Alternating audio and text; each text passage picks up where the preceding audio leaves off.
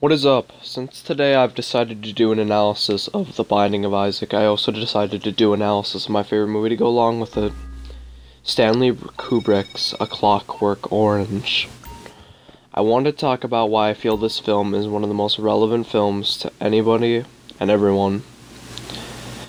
The movie may be a turn off for some people who don't understand the greater meaning behind it because of the flat-out plot.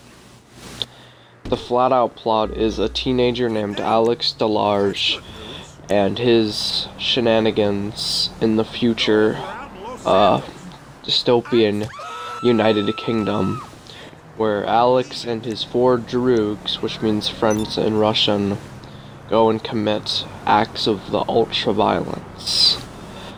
Why? Because it simply amuses them. They don't have a reason behind their actions. And that is what most people will probably view is the most terrifying part of it, is they don't have motive.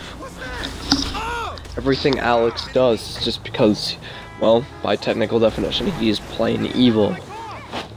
Evil in the sense that he is completely free to do what he wants to do. So, Alex and his guys, for the first part of the movie, go around, get into fights, and so on, steal cars, but then after everything that happens, Alex gets arrested by the police after a horrible mistake and betrayal by one of his droogs, Georgie, I believe, was the droog that did it, or it was Pim, or, no, Dim, though, after that, Alex is thrown in jail, where this is where it differs a little bit. Alex in the book gets caught, well, he's already caught, but he gets invited to do a technique for criminals that will get you out of jail incredibly fast and cure you, to quote. And the thing that's gonna cure Alex is called the Ludovico technique, Ludovic, or whatever. And he is chosen because of that in the novel, because of the fact he kills another cellmate. In the book, in the book he kills another cellmate. In the movie, he speaks up when the Prime Minister comes. After that, Alex undergoes brainwashing, where anything violent or sexual makes him disgusted, so he can no longer do any of that. So he's, quote, cured. They then release Alex back onto the streets, where all the old people he brutalize him, including an author and whose wife they raped in the earlier half, a hobo who they beat, all come back on Alex. And Alex realizes he doesn't really have a place in this world that, works with him. He even gets to see that two of his other droogs became police officers, and they beat the crap out of him. So Alex has no friends in this world. There's nobody who wants to meet him. So after being literally tortured by the writer, he jumps off the roof and, quote, dies. Then Alex wakes up in the hospital, where a bunch of, a doctor is trying to tell him that, test how he feels about things. And Alex is giving his genuine feelings, not what he should be saying, what he wants to say.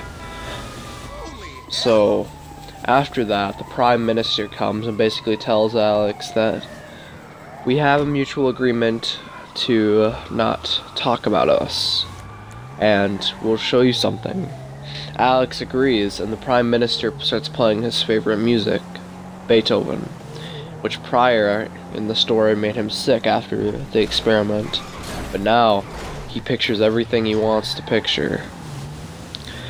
You probably say the plot of it seems kind of flat out, doesn't it? But no, I think A Clockwork Orange is a genius. Even the title in itself is an oxymoron, trying to make something alive, like a person, Alex, run like a machine, doing what society is told it to do, following the standard quo, trying to make somebody do good. The theme of A Clockwork Orange is when a man ceases to be able to choose, he ceases to be able to do any good. And that premise is genius. Not to mention Anthony Burgess and Stanley Kubrick both left hints of a bigger, a bigger overall thing in the world. That's dystopian society where teenagers are running around doing whatever violent act they feel like. That's awesome to me. I love the little details that the government's trying to get a hold of everything, and all these violent kids rule the streets, and the older people, the generation that would be above Alex, is just trying to survive, that their own youth has gone crazy, basically. And I think the whole story is genius and well made. I would definitely recommend watching the movie. You can probably pick it up on Blu-ray for about $10. Yeah, I feel like it's $10. And the book's probably $15, and I would recommend it so much. It's such an influential novel in how to discuss the philosophy of good versus evil. And maybe you agree with what they did to Alex. Maybe you think that's the right thing to do, that real crazy people should be cemented to this. Or would you side with Alex, which that name implies the defender of humanity? So even though Alex is a horrible person, do you believe he should be able to choose to do what he wants? Or do you believe he should be forced? That's the theme of A Clockwork Orange, and I know the author was inspired of this after his wife was beat by random people. I don't remember the whole story behind it, but Mr. Burgess faced a personal tragedy when he got the idea to write A Clockwork Orange.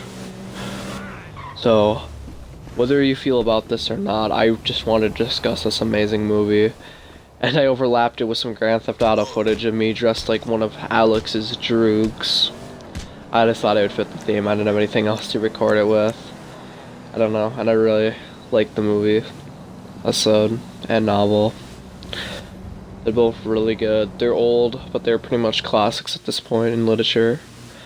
The next game I want to discuss, though, is a little more, well, flat-out violent, you could say, than anything intelligent. This will be the next game I'm going to review if I'm going to review any. Also, I love the Predator DLC. This shit is just awesome. Look at that. That's insane. Well, that's all. I really hope you enjoyed listening to my synopsis of Clockwork Orange.